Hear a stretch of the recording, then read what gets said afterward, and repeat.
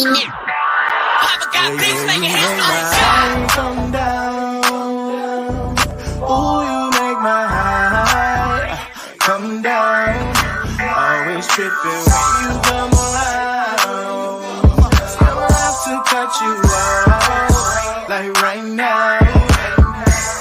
You see, I don't have to drive me. You can say that for your mama. Maybe you should smoke some. Me try the marijuana. I was never you good. The vibe was straight. Showed you a couple of things and they feel strange. I treated you right. Everything was a gift from a time to your bag and the color on your lip. Welcome to the Seahawks Man to Man podcast powered by Blue Wire. Shout out to the new company. My name is Michael Sean Dugar. You guys know where to follow me on whatever Elon Musk is calling that app these days. My @ name has not changed. It's also bang right there under my finger. For those watching us on YouTube at Mike Dugar, make sure you like or go to our YouTube channel. Seahawks Man to Man is the name of the channel. That's Seahawks Man, the number 2 man. Make sure you like, follow, subscribe, rate, review, all that good stuff. Do the same thing on our TikTok, on our Instagram, Seahawks Man to Man. All the handles are the same. Really appreciate all of the love and support on there. We've been getting a lot of feedback on all those visual platforms. Thank you. We see it so much. It means the world. So for all those who have been supporting on there, keep it going. If you have not, listening right now, go do it, please. Thank you. Chris, go ahead and talk to him. What is going on, everybody? It's your boy, Christopher Kidd. You can follow me on Blue Sky at CKIDD206 and that's CKid206, as well as Twitter, the same thing. And we appreciate all the love and support. We just hit 1,000 followers on TikTok. So shout out to all y'all for supporting the podcast there. And if you're new on TikTok, why don't you just pop on over to our YouTube channel, go ahead and subscribe. We're over 5K on there, looking to get to 6K in the next few months. So I appreciate all the love and support. But it's been a busy week for the Seahawks and Mike. We don't have to get into that because Mike just blew my mind with his story time prior to hopping on the show. But the Seahawks did a lot and didn't do a lot, if that makes any sense. And Mike, I'm sure you can back me up on that with all the deals that were made and the players that unfortunately did not return to Seattle. I know a lot of fans are going to be a little disappointed in that. But Mike McDonald, John Schneider, right now on paper, they have their guys. What says you, Mike? Yeah. So the short version of what Chris is alluding to is I was in New York for work, and then I had some travel troubles getting back. Didn't get back. I was supposed to get back Thursday night. Didn't get back till Saturday night.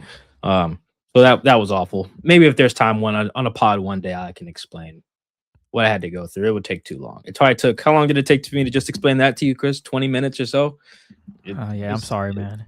It was pretty long. It's pretty extensive. So it's not like a short story. But anyway, the first week of free agency is in the books. A lot of activity, a lot of inactivity, to Chris's point there. Guys they did not sign, players they did not pursue in free agency. This is not the Seahawks bag. Last year was an outlier. So let's start with there's a lot to recap because this is our first time. My travles is also why I didn't do a lot of stuff all last week. I barely was even tweeting last week. We didn't pod, maybe could have when I got back, but like I said, didn't get back till Saturday. So that's good though, because now we've got a fuller picture. I think, Chris, they're probably done making significant moves, I would imagine. I never thought they would do something like trade for Max Crosby. The Seahawks seems to be sticklers on medicals. So the fact that Max's trade to Baltimore got nixed because of a bum knee, I could see the Seahawks having the same issue, even though all doctors are not the same. So yeah, right now, I think Over the Cap has the Seahawks with something like $44 million of cap space. And pull it up right now. It's something like that. And then effective cap space, they have a little less. Effective cap space obviously accounts for having to sign your draft class and some of the other stuff you keep in the reserves for practice squad elevations, guys who go on IR that you still owe money to. So yeah, right now Over the Cap has them about $44 million and then $40 million in effective cap space. It looks like they have the Seahawks with 68 guys on the roster. I believe the Seahawks.com roster has 74 on the active. So they're missing about 6 contracts. We'll get into with the guys. But let's start with what did I say we're going to start? With who they lost. I think that's some of the talking points that lead into what the other things that they've done, who they then re-signed and who they brought in externally. It's all tied to who they lost. So as expected, they lost a very good chunk of their 2020. Actually, they lost every guy from the 2022 draft class that was not already under contract. So they re-signed Abe Lucas, then they re-signed Charles Cross. They re-signed Charles Cross in like December, January. Everyone else from that class is gone. Rick Woolen, 1-year deal, $12 million with the Eagles. I'm calling it $12 million versus the $15 million number you've probably seen, including by me tweeting it. This is where seeing stuff get reported as is worth up to is instructive, because some of that up to is attainable and some of it's not. Reek's base value of his contract is like $12 million. So basically Reek's on a 1-year, $12 million deal. Ken left to the Chiefs, 3 years, basically $43 million. You may have seen 45 out there. Now the numbers are in, it's basically $43 million as the base value. Kobe, 3 years, $40 million to the Bears. That's a legit just 3 years, 40. And then Boye, 3 years, $60 million. That's also a legit 60. Good for Boye. To the Bengals. And then Derek Young going to the Raiders, according to his agency. Maybe the Raiders will have announced that by the time this is actually live, but I haven't seen any contract numbers for Derek. I would imagine it's fairly modest. And so, Chris, we did predictions. How did we do? I feel like we didn't do very well. We did not. So it was like kind of a flip flop. Yeah. Everybody that we said would be staying, gone, and everyone that we said would stay, end up leaving. So, however you want to flip it, we did because we both had Reek leaving. Both had Reek leaving, unfortunately. Which we both had Boye leaving and getting paid. We had Boye leaving, but you had the nugget of the day by saying, for the Bengals, we'll pay this guy like $20 million a year. Come get some sacks for us. And what do you know? So you nailed that one. That was like good money. Too. And then Kobe, I said he's going to stay. You said he's likely gone. So I missed that one because Kobe ended up leaving, going to Chicago Bears. Good for Kobe. And then K9 was another one that we were split on K9, right? No, I think we were split. Yes. So I thought that he would stay. You were like, he's gone. And yes. Reek. And we both thought Job would come back. Yes, we both were on 100% on Job. I believe Rashid was gone. You thought Rashid would stay, so you nailed that one there. So yeah, it was up and down for us, but it was crazy. It was a crazy free agency in terms of who we thought would stay. And did I miss anybody? No, that's everyone. And who we thought would leave. That's it. Yeah, that's it with the main guys. And so like my initial takeaway from this, and this is something I'm sure Chris and I have talked about on the pod, but it's worth just reiterating. The Seahawks could have kept all these guys. It was perfectly now unless Jody Allen and the ownership group has given them a very limited cash budget that we are just not privy to. That's different. Cash spending is different for each team based on the ownership groups and what they're willing to do. But just in terms of cap space, they could have kept all these guys somewhere in the realm of these price tags too. Definitely could have kept Reek at $12 million very easily. And they're also, the Eagles they're doing some weird, funky cap manipulation where I think Reek's cap hit is like $3 million or something like that. He's got multiple void years on his deal. K9's deal has like $28 million guaranteed, 28.7 to I believe, which is essentially the franchise tag number. I think is like 14.3. Ken basically is getting guaranteed the tag twice, just on the same team. The same money you would get if you got tagged twice, basically, because it goes up in 2027. But basically, Ken gets 2 tags. Tags are guaranteed. Ken has 2 years of tags guaranteed, basically, in salary. Good for Ken. Could the Seahawks have done that? Yes. And afforded everything else they've done? Yes. Kobe, also very doable deal. Kobe's deal is actually pretty modest for a safety, too. That's like, I would have to go look. I don't even think that's top 10 safety money. Boye's deal, while massive, great for Seahawks man-to-man round of applause for Boye, because $60 million, he got a good agent. And I'm not saying that because he got overpaid. I think, like I said on our prediction show, Boye is going to be worth that to another team. You give Boye 70% of the snaps or whatever Cincinnati might give him, and if he has 9-10 sacks in the next year, neither Chris nor I will be surprised. He's a good player. Just was in a deep rotation, maybe the deepest edge rusher rotation in the NFL. That's how free agency works sometimes. It's a projection. You're getting paid for what they think you're going to be worth, not what you've done. They're using what you've done to project what you're going to do. but sometimes that projection factors in a massive jump. I think Alec Pierce, I believe, his contract with the Colts is the same thing. I think he had 1,000 yards last year. They're paying him as if he could be like a guy who gets you 1,400, and maybe he does. I have no idea. I don't watch the Colts with that level of interest, but it's a projection. So, but anyway, the Seahawks could have kept all these guys.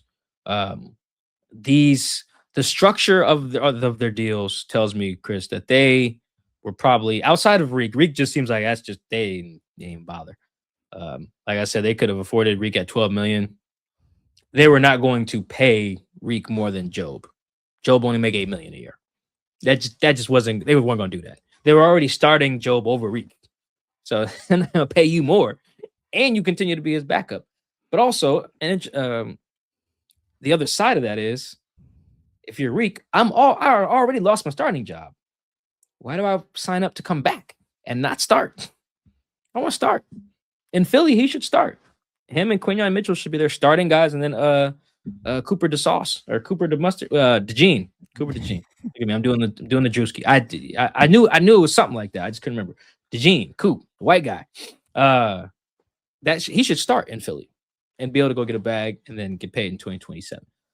So I don't think with Reek, I don't think there was any interest on their part of paying him more than Job. And then if you're Reek, even if you are trying to keep me, if I'm not going to start and other teams are offering me a chance to start, it's a no-brainer. It really just makes no sense for either side at that point. But Ken and Kobe, the structures of their deals were probably, I would guess, would be holdups. If you guys I've been tweeting out their contracts as well. And I'm sure we've talked about contracts here. The Seahawks typically do not fully guarantee the second year of a guy's salary. So I will give you an example. Where is Rashid Shaheed's deal? I think I tweeted it the other day. Rashid Shaheed's deal, I think like a portion of his. So Rashid Shaheed's deal is 3 years, $51 million. His base salary in 2027 is $11.7 million. If he's on the roster after 5 days after the Super Bowl next year, then his 2027 salary will be fully guaranteed. So right now it is not. That structure is typically how Seahawks do things. I think Ernest's deal had something like that. Sam Darnold's deal had something like that this past season. Cooper Kupp's deal did. I think $9 million of Cooper Kupp's base salary for 2026 became guaranteed like 2 days after the parade. So it means you're probably going to be on the team, but it does not guarantee that you are. Anything can happen between now and the next February. Whereas you look at Kobe's deal and K9's deal. K9's deal this is a great deal for Ken. Shout out his agent. Ken Walker's $14 million 2027 base salary is guaranteed today, right now. Ken can do whatever, and he's getting that. He's getting that money, no matter what. Ain't no 5th day waiver period, league year. No. Right now, you're good. And that's notable, right? And so he's got some other guarantees in there too, but that's a notable difference from how the Seahawks do business. Kobe Bryant's deal, same thing. According to Over the Cap, Kobe's base salary of $12.2 million in 2027 is guaranteed today. Right now, today. That matters to me. That would matter. That would matter to me. Oh, and thank you. Chris says, let me know Kobe's salary is 13th among safeties. So yeah, he's outside the top 10 of safeties. Very affordable deal, but these structures, the devil's in the details. Not to say that this is why. No one's told me, hey, Mike, Kobe left because they wouldn't guarantee his second year. I don't know that. But just looking at these structures, clearly that mattered to their agents to get that, which it should. Like if I'm gonna go leave somewhere, I want some type of security, not if I do this, then I'm here. Geno's deal was like that. It was like Geno gets paid like a top 15 quarterback. Then if he balls out, he gets paid like a top 10. No. Daniel Jones's agent, who, by the way, might be the best agent in the goddamn league. It's special. I just saw what Daniel Jones got. Oh, my good Lord. Off an Achilles. But Daniel Jones' agent, the same year Geno got paid by the Seahawks, they guaranteed Daniel Jones' first 2 years of that deal. Just right now, boom, 2 years guaranteed. The Seahawks did not do that with Geno. They being the Giants at the time. So I think the structure stands out to me beyond the average annual salaries. All those average annual salaries, everybody that left was doable, maybe except for Boye. That would have required some cap gymnastics to make Boye your second highest paid defensive lineman, especially with D Hall up for an extension. But otherwise, Chris, this seems to be just the case of they ain't want these guys back. That's what the money tells us. That's exactly what it is, which is crazy because this was such a together unit. But at the same time, this is a decision they made. They believe with the guys they have now, they'll be in position to, again, have the best defense and have a talented offense without K9, that is, to successfully get back to the Super Bowl. That's their goal, right? They want to get back there, and they feel what they got or what they're going to bring and draft in, they're going to put themselves in that position. Whether Mike and I agree or disagree doesn't matter. It's for the birds. But for them, this is the roster that they're going into ahead of the draft, that we can work with this. We can compete in the NFC West to repeat as division champs. We can get that NFC title again in hopes of going back to the Super Bowl and going to Los Angeles this time. They're in Santa Clara for the last one. So this upcoming Super Bowl in 2027 next year will be in the Rams Stadium. So that'll be interesting. But this team right now, it just looks so much different. You know, you lose a lot of, not that they have elite players, but those players were they played together and they played so well together. You look at Kobe Bryant. I was 100% sure he was coming back because I just thought he was so useful in this defense and what he did. When you watch the tape, number 8 popped. I talked about it last week when he is just making plays in the run game. He's taking passes away in the secondary. You just can't replace that quickly, but maybe they can. John Schneider, he has done really well in some drafts, but he's also done really poor. I'm willing to give him the benefit and say, I think he can figure it out. He's done it before. Can he do it again? It would have been nice to keep number 8 around to help out with that defense, but they are confident that Ty Okada, he can come in and do just fine. And you know what? When his number was called, he did come in and do just fine. But now is he really going to be able to be the starter for 17 games and be consistent and mitigate negative plays and all of that what Kobe did during the season last year? And then with K9, that's a tough one just because he is explosive. I kind of think it's unfair that the Chiefs now get a really good quarterback with an elite a good running back with an elite quarterback that when there's nothing downfield, you know what he can do? He can just dump it to K9, who's going to get you, I would say, 7 yards, if not a first down, because he's capable of making that first guy miss or just running through somebody. So that is one concern for the offense is K9 was really good. Like, I know they did a thing where they split carries with Zach Charbonnet and Ken Walker, and I was really annoyed by that, but it worked out. It allowed them, for one, K9 played every single game this past season, so kudos to him. Not to mention, unfortunately, with the injury, that put more of a spotlight on K9, and the Seahawks said, yep, we're going to hand you the ball. We're going to give you your touches, and it worked out. So now they got to fill that void, and we're going to talk about the guy that they brought in, but he's no K9. And in the draft, sure, you can find some guys. There's a couple of mock drafts where they have some running backs that can go to Seattle, but the impact that's tough, man. K9 was really talented. I know fans were up and down on him in terms of his output because Mike and I, we both said, he's a top 7 running back in this league. We obviously know there's Bijan. We obviously know that there's Christian McCaffrey, Derrick Henry, all those guys. But after that little tier, like K9 is right there. He is that good. He can catch it out of the backfield. And again, he has that breakaway speed. Hell, you saw it in the Super Bowl on that stretch play. He bounces it outside and no one touches him. He's just too fast. And now you're relying on Kenny McIntosh, who's coming off a ACL injury. Is he going to be ready to take some reps?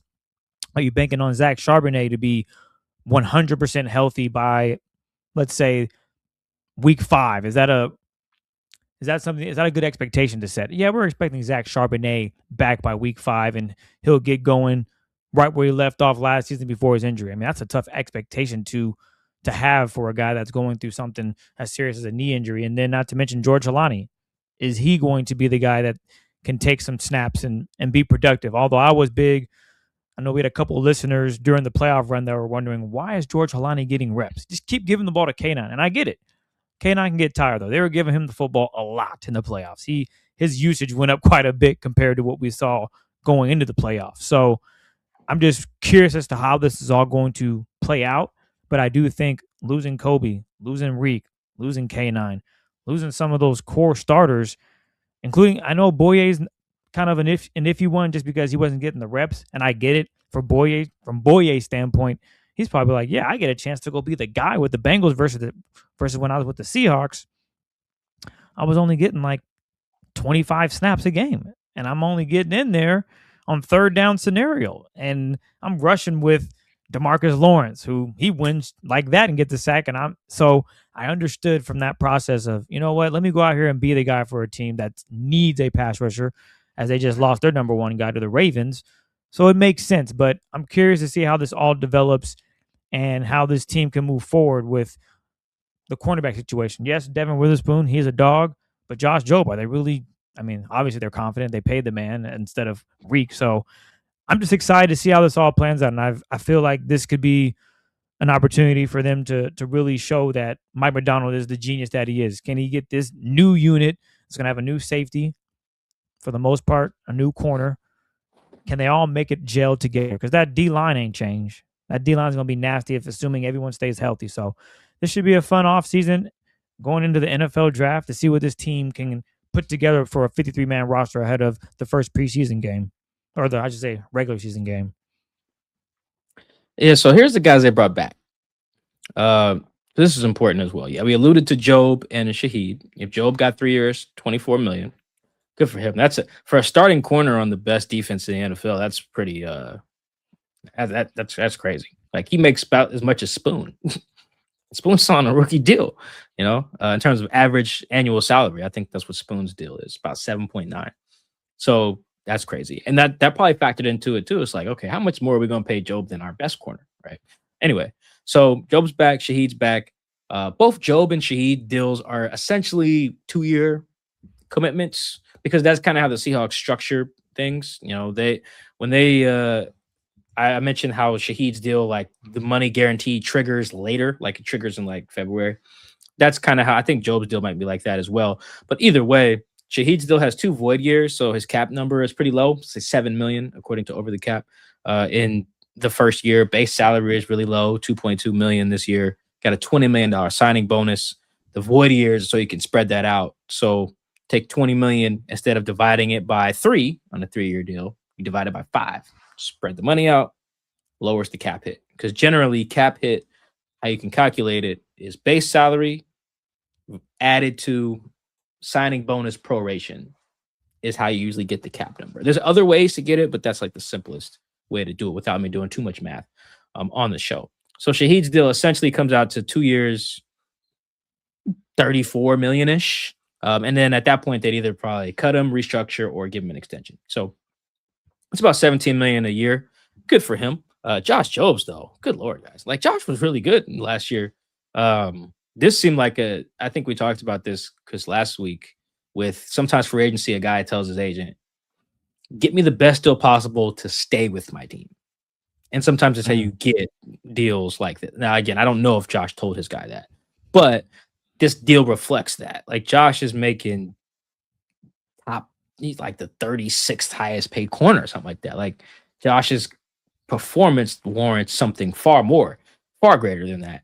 Especially with the team that already knows that he's like that and projects that he'll be even better. So that's weird. But anyway, Josh's base salary in 2027 is $5.9 million. 4.7 of that becomes guaranteed next year in February. So he's essentially on a 1-year deal, but should be around. And then he's really just mostly on like a 2-year deal, 2 years for like $7 million a year. Like it's a crazy steal for Josh. Good for him. But also to bring back Josh Jones on a 1 year, brought back Drake Thomas, 2 years, $8 million. Brandon Peely, I haven't seen those numbers yet. Probably be real low though. Brady Russell, again, real low. Jake Bobo, hashtag more Bobo, $3.5 million for 1 year. Safety AJ Finley, who was on IR last year with a knee injury. Long snapper Chris Stoll is getting about $3 million over 2 years. Ty Okada, like Chris mentioned, is back on the minimum. I think it's like about $1 million.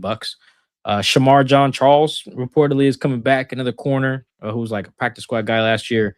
DeAnthony Bell is back. You guys remember D Bell? He was on the team, was doing his thing, and the Panthers like, hey, come play for us. And they picked him up. But he's back. I thought they would get him back if they lost Kobe. And then yes, George Halani, as Chris mentioned, is also on the minimum, about 1.1 million.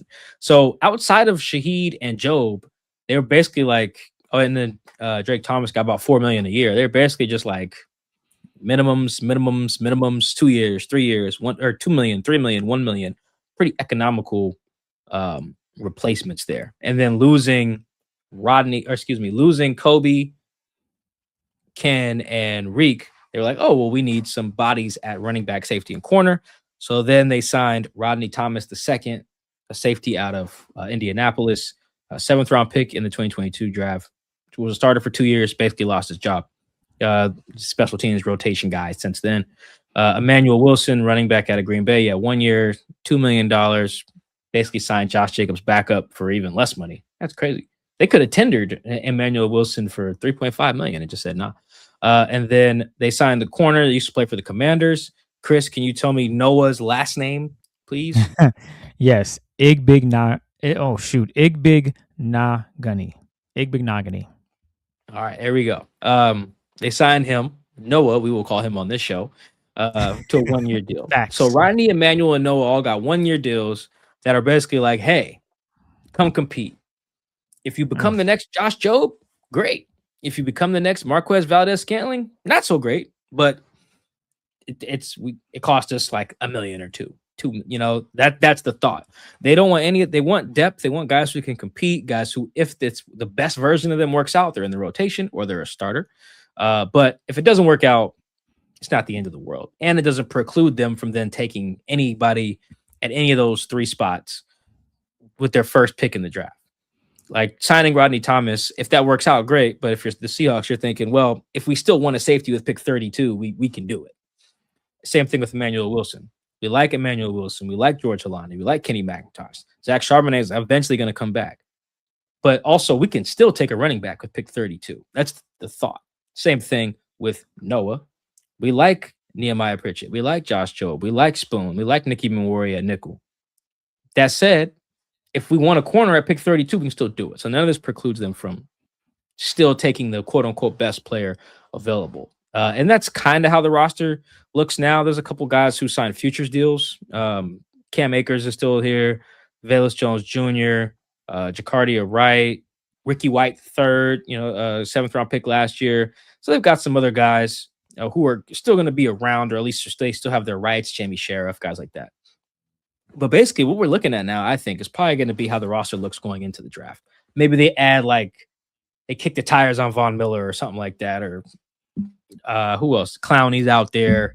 Maybe they would do that after the draft, though, so it doesn't affect the comp picks. But, Chris, I want to toss this to you, because when you mentioned that the Super Bowl is in SoFi, that brought up something interesting to me, because the other part of this from the Seahawks perspective is that you're not evaluating your roster just within the context of whether you got better or worse. Did the other people get better around you? Right? The Rams very clearly have decided, Sean McVay, who knows how much longer my man going to do this, even though he's super young. Stafford's entire beard is gray, and he has back issues. They don't have a bunch of years to just keep building this thing. The Super Bowl is in their building. They've decided, F them picks again. Let's pay the guys. They paid Jalen Watson, go Cougs. Traded for and then paid Trent McDuffie. They're serious about making this. That's after paying Quentin Lake. That's after paying their inside backer Landman. They're like, yo, we're gonna get this thing rocking. They've decided to go. The 49ers quietly, I think, had a good offseason. Whatever's left of Mike Evans, which is crazy because I see both sides of it. On one hand, it's like Mike Evans has kind of been Iron Man the first 11 years of his career or whatever. Then last year, everything fell apart injury-wise. So now it's like, what's more likely? Does he go back to being Iron Man as in age 33 or 32 or whatever? Or was his last season, 2025, a sign of things to come? The durability starts to subside, I guess. I don't know. But either way, if he is healthy, he's good. Until the electrical substation down there gets him, he's fine. That was going to be my next point. Yeah, and then I think the Niners made another move I liked. What was it? Oh, they traded for Osa, whatever the the D lineman from the Cowboys. He got overpaid by Dallas, but for the Niners, that's a good get for their front. So my question that I was going to toss to you, Chris, is it's a two-parter. Do you think the Seahawks roster as it stands today is as talented as it was on February 8th? That was the day of the Super Bowl. And B, from just a talent standpoint, has either the Rams or Niners caught the Seahawks? Two answers that I have. Gotcha. So, for the first part, this roster is not. I don't think the Seahawks roster is not. My apologies. I don't think the Seahawks roster is. No. Okay. You lose Kobe. Good defender. Tyler Cotter, he's good, but he's not as good as Kobe. That's why Kobe was a starter. Hello. Not breaking news there. Yeah. For real. There's a reason why those starters, but I'm not mad at the vision. Like, they believe he can get to that point, because you guys remember Kobe was what? He was a cornerback, and he developed, they put him in a different position, and he became this player. So he went out there and earned the deal. Tyler Cotter can do the same thing. I'm not saying he's playing a different position, but he can definitely get better from where he was last year and take the next step. Could he be better than Kobe? Sure. We'll see this season. Reek Woolen. I told you guys the last time, I think Reek is a better player than Josh. That's just how I feel. And I don't think I'm wrong to say that. Granted, Josh Jobe is a talented player. I would just take Reek if I had to pick. If it was the draft, if I had to redraft the guys, I had Josh Jobe or Reek Woolen. Yeah, Reek Woolen has a bunch of penalties. Yeah, Reek Woolen sometimes gets in his own head, which, Mike, did you watch his press conference when his intro to the Eagles? Reek? Oh, no, I missed it. I ended up watching it, and I thought something was really cool that stood out was the fact that he talked about his mishaps and basically stating that, yeah, sometimes I get in my own head. I got to be better at that. So he's actually acknowledging some mistakes he's made. But if we were to take a piece of paper and write down all the good things Reek has done as a Seahawk versus all the bad, the good outweigh the bad 3 times fold. Not even worried about that. His talent is just his talent, his ability to, I think he's gotten better at getting out of his own head, right? I think that's something that was big first couple seasons with Reek. And then I know he mentioned in the presser that he got better at tackling, which I would agree with. He became a much better tackler this past season. But I think it's the mental stuff. And when he gets that taken care of, he could become a top 10 guy in this league, which is why I was shocked he only had a 1-year deal for $12 million. I'm thinking, Jesus, the Seahawks didn't want you at all? Like, you are better than Josh Jobe. And I know you were thinking you should be the starter, but would it suck to go out there and prove that you should be the starter? Okay, I hear you. You feel like you're better. I ain't got to go out here and do all this work for you to give me $13 million a year. Cool, whatever. And not to mention K9, you lose him. I don't see how the offense is going to take the next step or even just be the same, right? So I don't see the Seahawks right now, currently with this roster being where they were at the Super Bowl. That team was really good. This team is still good, but I don't know if they're really good. I would imagine they'll be just fine, but on paper, I don't think this team is as good as they were in the Super Bowl right now. And then the second part, Rams, well, damn. Their cornerbacks were mid. Not anymore. So they've gone from not at all. they've gone from, yeah, I mean, Forbes, he got a little, he got the speed, he got the length, but he's okay. Well, the Rams said, hold my beer. We got 2 starters for you. So now Forbes, I don't know where they're going to put him. He could probably still be in the starting lineup. Is he even still there? Is he on the team still? Was he under contract? Help me out, Mike. I'll look at it. You go ahead. I'll look at it. So we all know their defensive line is great, but like I said, their secondary was the issue. The cornerbacks, to be specific, they just gave up a lot of stuff, and you guys understand. But now their cornerbacks, he is. He's under contract for 2026. So this new starting lineup could be, well, not could be. It'll be Trent McDuffie and Jalen Watson and probably Forbes. That's their like worst dude. You know how Mike specifically discussed like who's your worst guy. Your 11th guy might be your worst guy, whoever it is. For the Seahawks defense, it might have been Drake Thomas. Drake Thomas was really freaking good. All right. So that doesn't sound so bad now, does it? Now you look at the Rams on that defense, their worst player potentially could be Forbes, who breakaway speed, solid tackler. Him and Reek are like the same frame. So basically, their worst defender in the cornerback room happens to be a 6'3" corner. Okay, that to me that's like damn. Actually, I don't even think they'd be starting him. Did they bring back Kobe Durant? Is that what you're thinking of? No, absolutely not. No, he. Sorry, I just No, you're good. no, who am I missing out that you think is better than Forbes? Who is that? Who's the other corner? well, I What's know his it's not gonna name? be Kobe Durant because the Seahawks were actively picking on Kobe picking on Durant him. and have been for Absolutely. years. And I think the Rams Absolutely. watched enough tape to realize we cannot keep trotting him back out there. But as long as they brought back their two safeties, Cam Curl, who I believe they Check. did, and And then Kitchens. They still have Kitchens. Yes. Yeah, because they drafted him pretty recently. So I believe their starting 5 DBs are going to be McDuffie, Quentin Lake as their like nickel guy. He's their Eamon Worry, basically. McDuffie, Watson, Lake, Kitchens, Curl. That's 5. They don't even need Forbes. So Well, that's their worst guy might be like Jalen Watson, the guy that just gave $17 million a year to. So to your point, yes, they have upgraded, and I don't even think that Forbes is part of the math. Fair enough. So to that point, they have improved defensively. Offensively, they're gonna be fine. If Matthew Stafford's healthy and the O-line does their thing, which we all assume this is why we're doing this exercise, wash. They're good. So yeah, the Rams are like they knocked on the door, no one opened it, and they kicked it down now, and there's a stare off. Mike McDonald sees Sean McVay, and they're about to go, the Rams are coming through the door. So they're right there. Like, I'm not willing to just say they're better just because I haven't played a game yet. Seahawks made the Super Bowl, they won it, but they're right freaking there. Like, knocked on the door, no one answered, they kicked it open.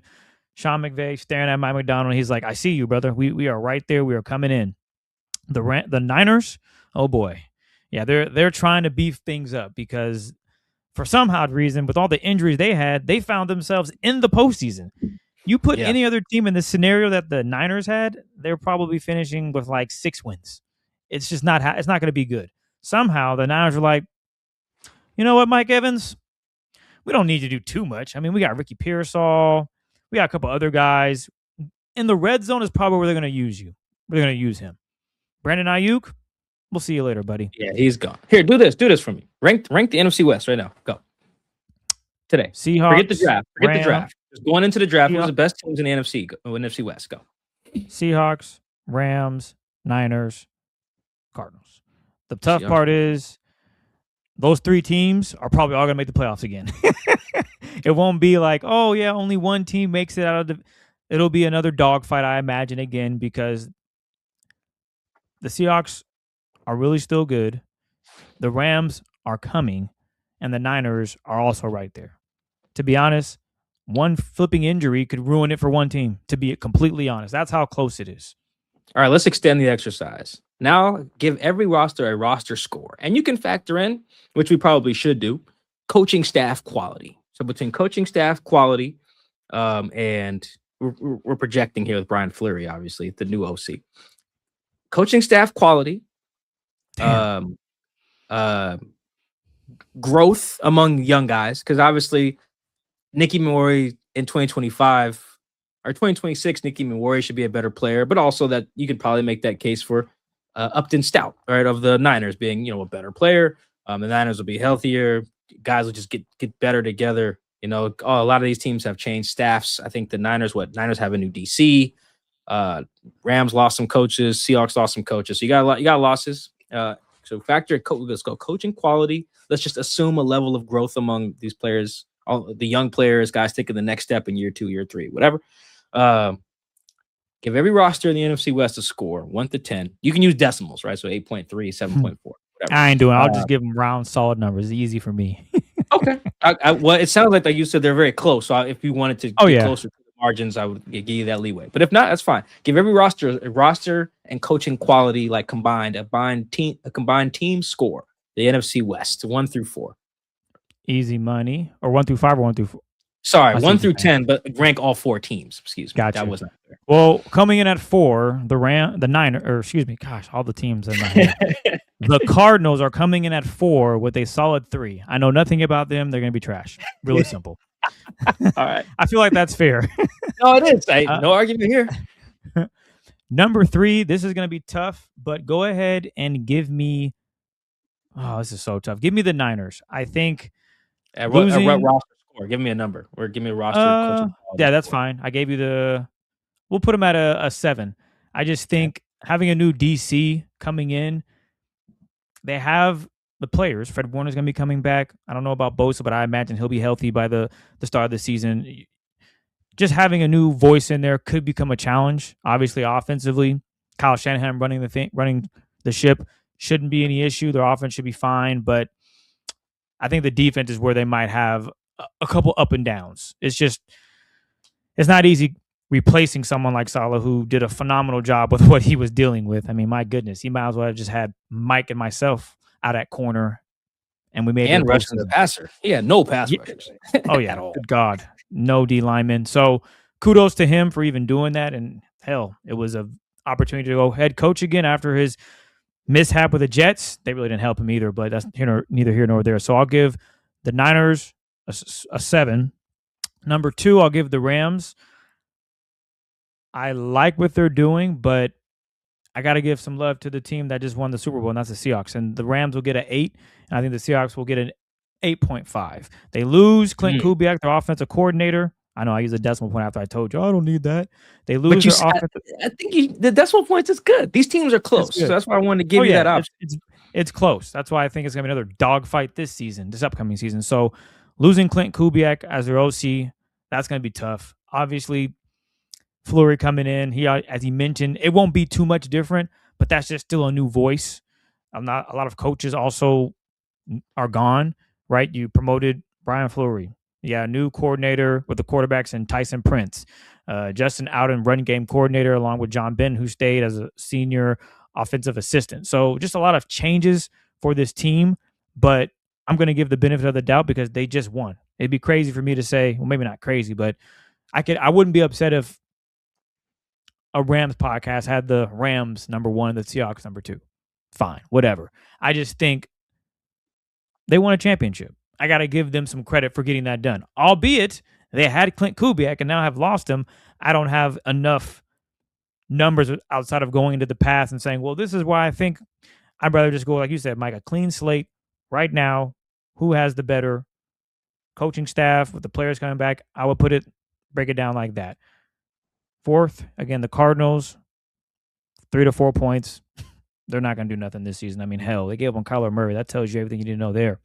3, the Niners at 7 points, and then the Rams at 8, and then the Seahawks 8.5.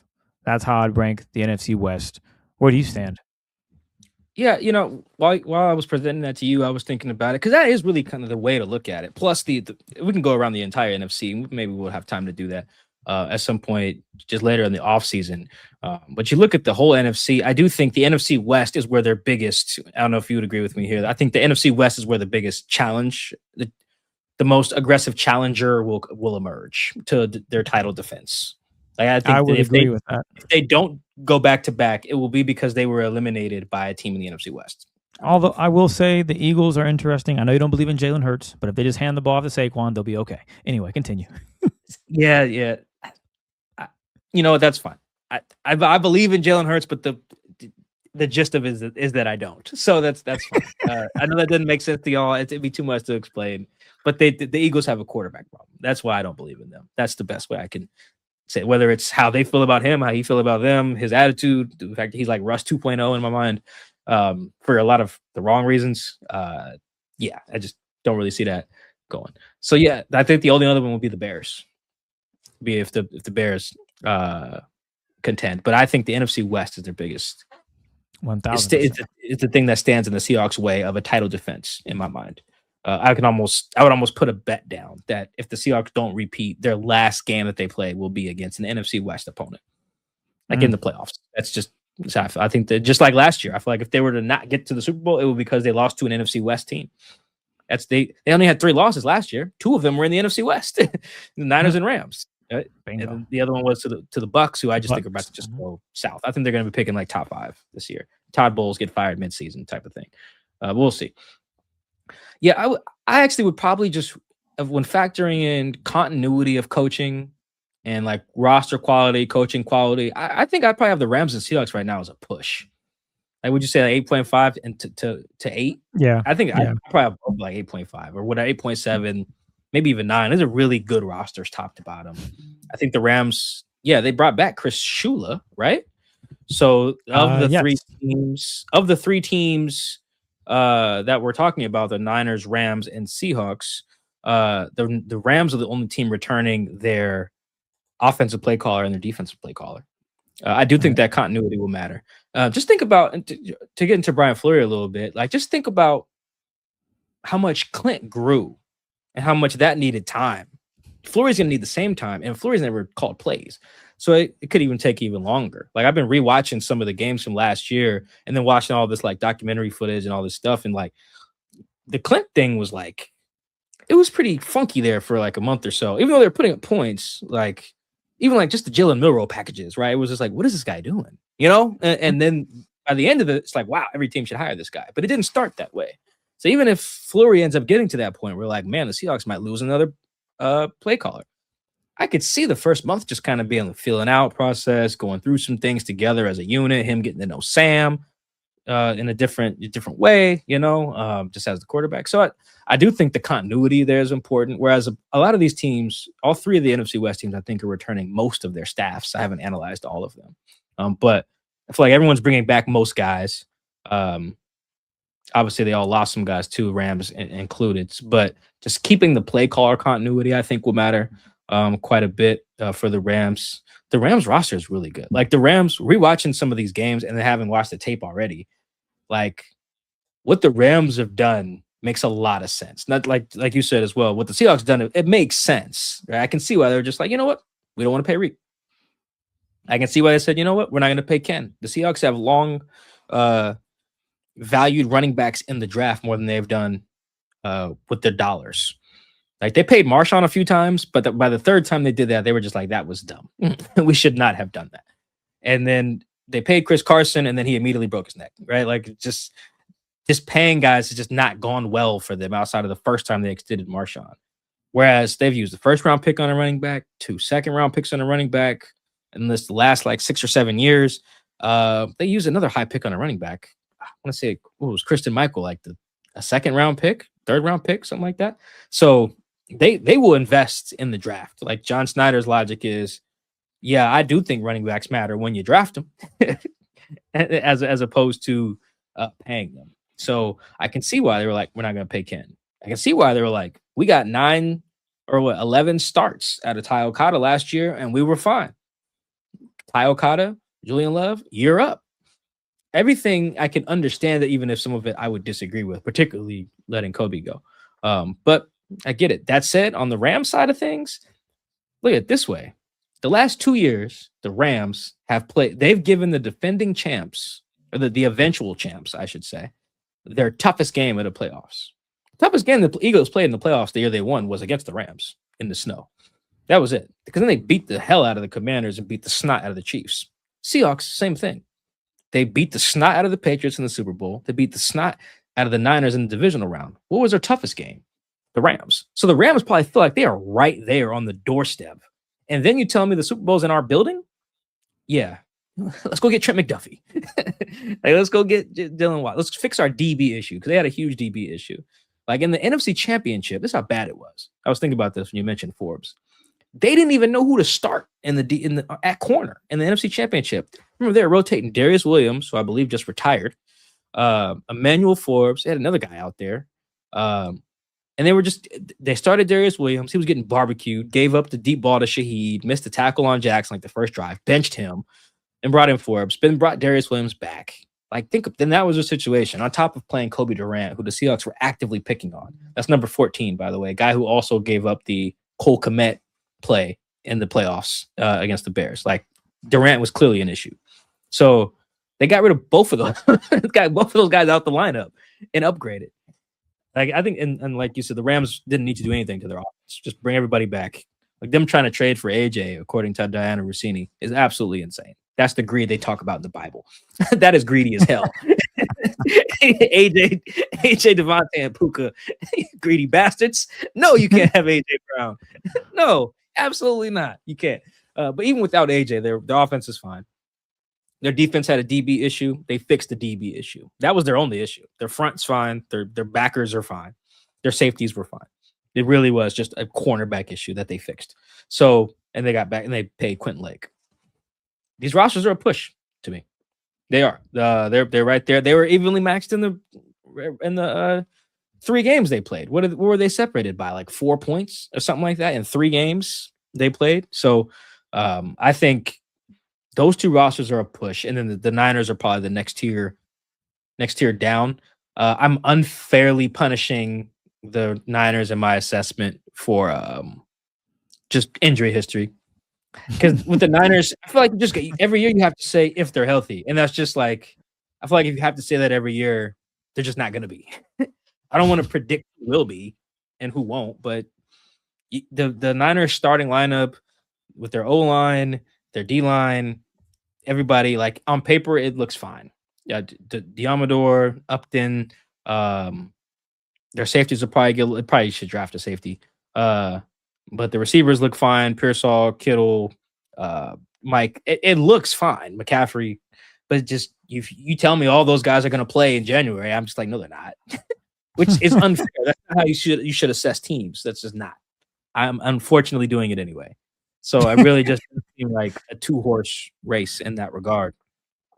And yeah, I think those teams are a push.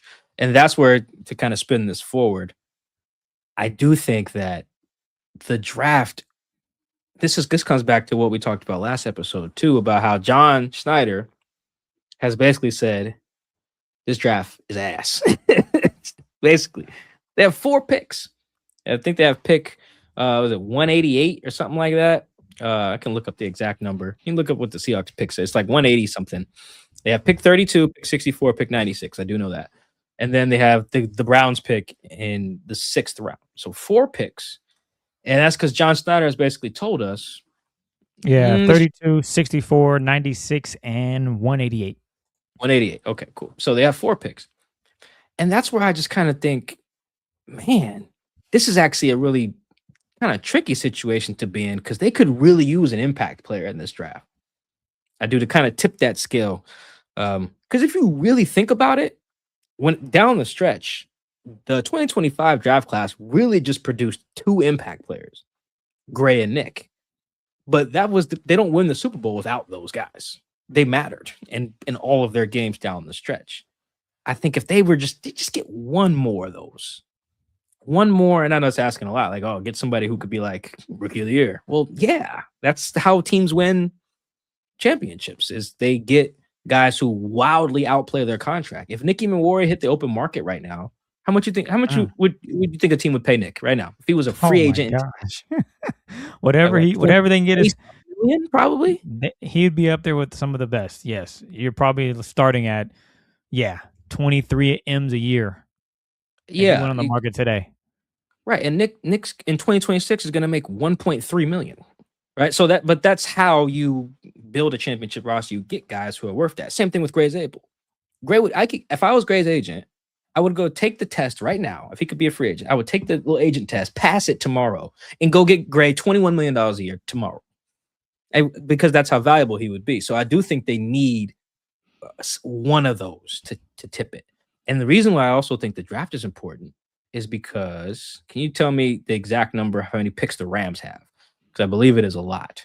I think the Niners remember, they gave up some for Trent, but let me pull it up for you. Well, they had 2. They had the Falcons' first round pick as well, because the Falcons are idiots. So the Rams still have their a high first round pick. 13. In this class. They got the 13th via the Falcons, pick 61, 93, and then 207, 232, 251, 252. So they got 4 late round picks, but yeah, they got some. And then a first round pick in the top half, and then real quick, tell me how many picks the Niners have. Like, I think it's a lot.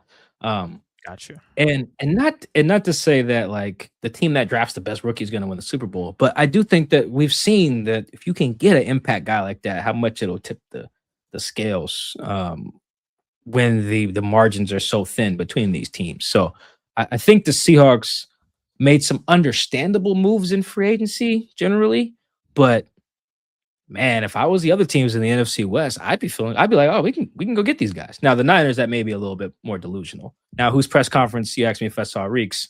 I did not see his. I did see what Mike Evans said, that he was like, this team's just missing one piece. I'm the piece. Me. Sound like DeMarcus Lawrence. Now, to be fair, I thought DeMarcus Lawrence would have been wrong if he'd have told me that in March as well. Like, oh yeah, Seahawks just missing a piece. I'm the piece. I'm like, well. But also to DeMarcus's credit, he said they're missing a quarterback and me, not just me. Mike Evans, for him to look at that roster and say they're just missing me, I'm like, brother, they lost the last game by 35.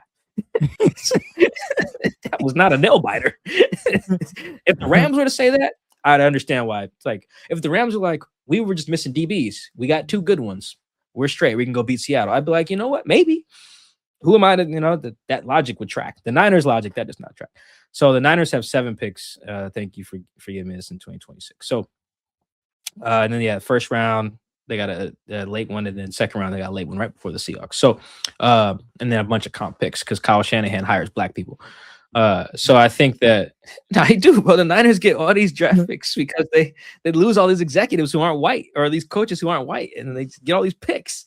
They do. It's crazy. Good for Kyle Shanahan. It's a little DEI Niners over there. Anyway, I feel like the draft now has just become even more important, and it's tricky because it's become even more important in a time when they don't think the draft is that good. It's like, well, wait a minute now, and I can tell you that they also don't think the draft is very good. The Seahawks are scheduled to have 12 picks in 2027, supposed to get 4 comp picks. For losing Reek, Kobe, Ken, and Boye. Mm-hmm. Yep, and then they have their own original 7 through the first 7 rounds, and then they should have an extra 7th from the Falcons, who again are run very poorly. But that's for the Mike Jarrell trade. Remember they gave up Mike in August, so that's 7 plus an extra 5. They're not guaranteed to get the comp picks. Things have to happen, but they're projected to get those. So. The Seahawks very clearly don't think this draft is that good, which is whatever. I haven't examined it well enough to really know whether that's a good or bad idea. I do know that they need to get at least one guy who's going to impact.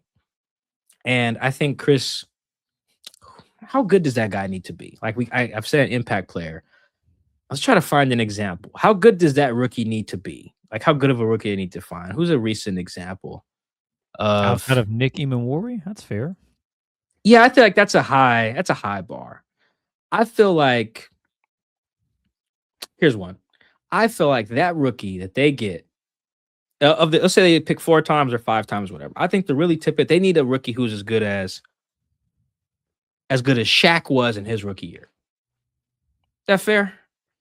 You find someone like that? Which Shaquille Griffin? Yeah.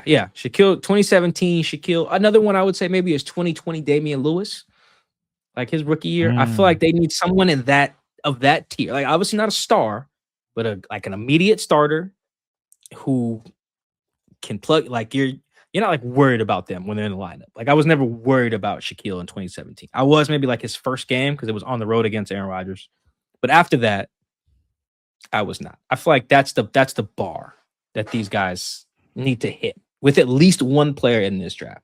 And it feels like the worst time to need something like that. Because again, they've decided the draft isn't very good. They're just not going to have any picks. Now they have 4, but it's still, that's just not a lot. You know, another guy that comes to mind would be Jay Reed. Rookie Jay Reed? Mm-hmm. How good was Jay Reed as I can't remember. I think he was okay. Really? I think he was. Was he not? He might have been. It's fuzzy. The 2016 season is very fuzzy. But I do like your pick of. Well, actually, he wasn't that good his rookie year. I think that's gonna have to stick. Yeah, and I feel like Shaq and D-Lou were very like it was very clear they were going to be like 4-year starters. like from Yeah. the rip.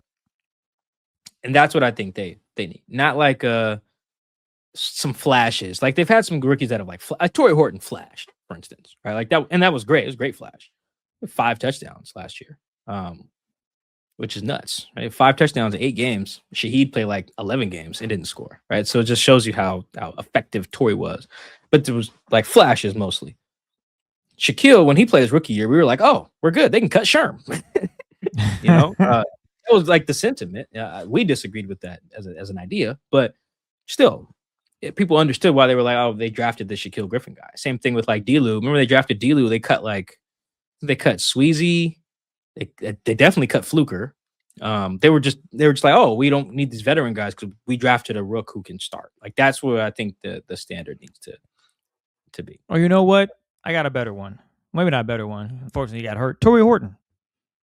Like he came in, he didn't start immediately, but you saw it and you're like, this guy, he's gonna be a starter for the next 3-4 years. He can't stay healthy, but that would be another guy. Like impact. Because he was the special teams, he had some impact. And then obviously against the Commanders, he had his coming out party, and everyone was like, oh yeah, and then we haven't seen him since. But talent-wise, I would think that's a good one too.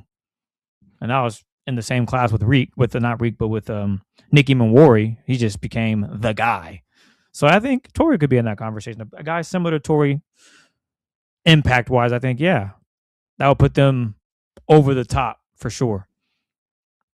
Yeah, looking at it again, yeah, I think also Ken's a good example as well. Like, Yes. Ken was a very good rookie. Like he was not a Pro Bowl. Ken's never made a Pro Bowl actually.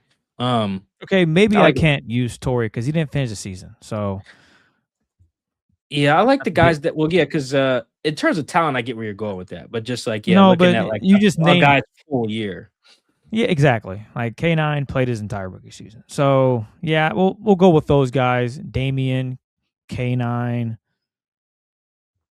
Yeah, D-Lou was a really promising rookie year. Like that was very clear from the jump. Damian Lewis was going to be a 4-year starter. He would be solid.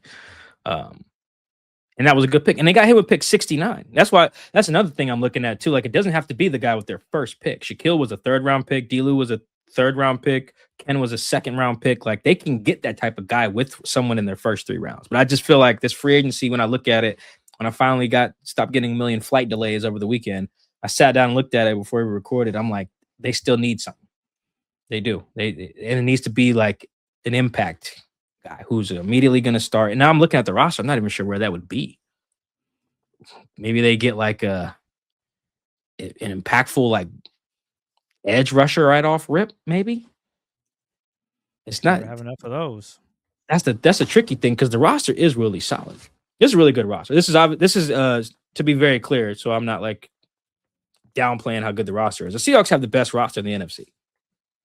They do. I think them and the Rams have equally 1A, 1B. Whoever, like you said, if a Rams podcast was like, we think the Rams have the best roster, I'm not going to get on it, go tweet them and argue. I feel like it's a very fair take because the Rams roster is very good. It was good last year.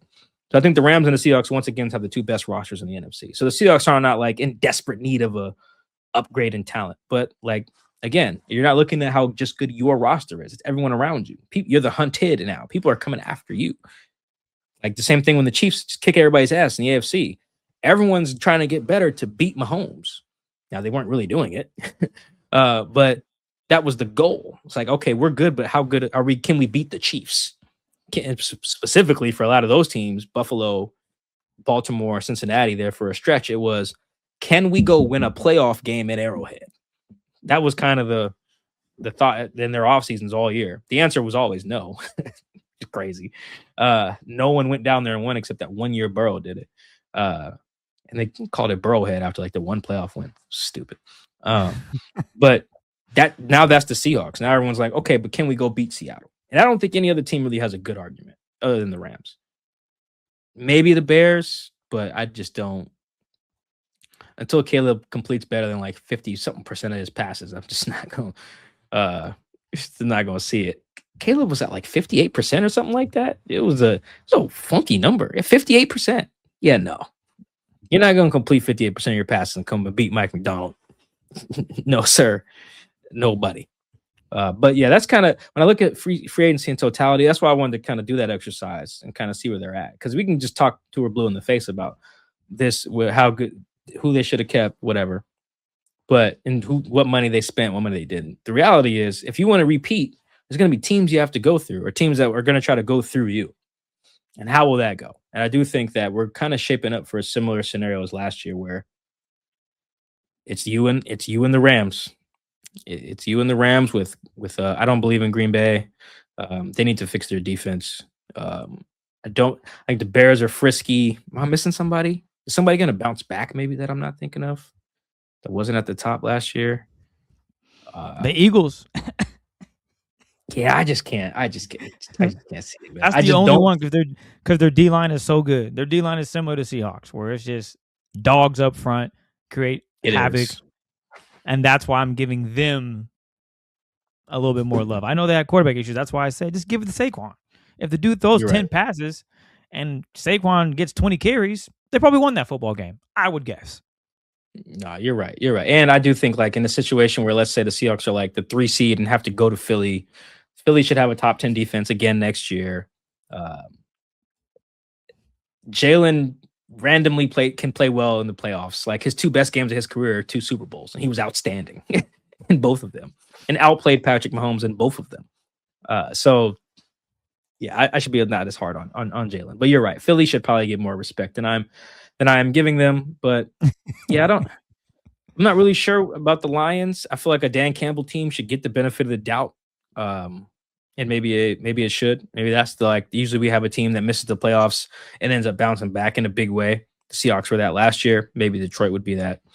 But yeah, I got to see how they do their O-line thing. They had to repair a lot of that O-line. I'm not really sure if they've done enough there. We'll see.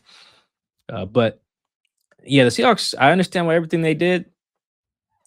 They have a good roster. They have the best roster in the NFC. I think we are setting up for a very similar 2026 as we saw in 2025, where, boy, a play here, a play there. And it's the difference between the Rams getting another Super Bowl in their building, which is crazy, or the Seahawks potentially going back to back. Because I think they can do it. I do. I think that when they're keeping so much of this roster, like I'm even looking, sorry to cut you off. While we were talking real quick, I looked up the game book from the Super Bowl, which has the starters. The Seahawks are returning every starter but 2 guys. It's Kobe and Ken. Like, that's it. Because technically Reek doesn't start, and then Boye doesn't start either. So in terms of of the 22 listed starters for the Seahawks in the Super Bowl that they won by double digits, they lost 2 guys. In that context, it's not that big of a, but those are 2 good guys. Like, they won the Super Bowl partly because they had those 2 guys. One of them was the MVP of the damn game. So they lost guys who matter, but ultimately, I think they're in a good spot. But to stay with the chasing edges thing that Mike McDonald's talking about, you're being chased. People are chasing you now.